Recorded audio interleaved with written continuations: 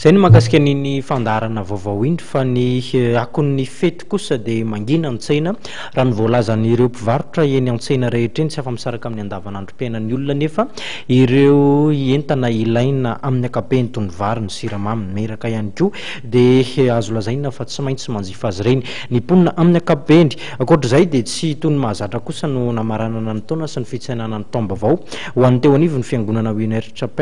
satria dia fotoana namoahana andiana mpianatra ihany koa ny taom-baovao ny antsipirindra vaovao reo ary.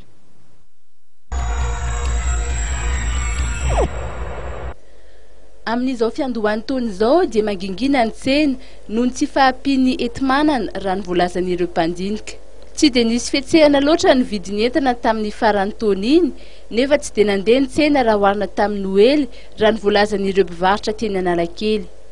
Raha ny vary no resahany dia samy manana ny vidiny arakaraky ny mpivarotra fa eo amin'ny 500 ariary na 900 ariary eo ny vary gasy sy ny makalioka ary manomboka amin'ny 2 ariary kosa ny riz de luxe. Ny vidin'ny siramamy dia manodidina ny 900 ariary ary ny menaka kosa dia manomboka amin'ny 904 ny litatra.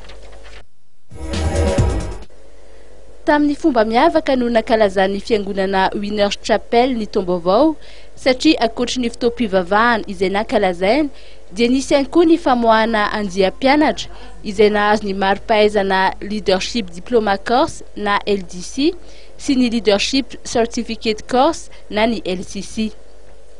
Voalaza fa ny fianarana baiboly amin'ny tenin'ny finoana dia ahafahana mandrato fahalalana ara-panahy ilaina amin'ny fiainana na ho an'ireo mpianatra na ho an'ireo izay hanao pastera na ho any koa izay eo amin'ny sehatry ny fandrarahana sy ny maro hafa koa.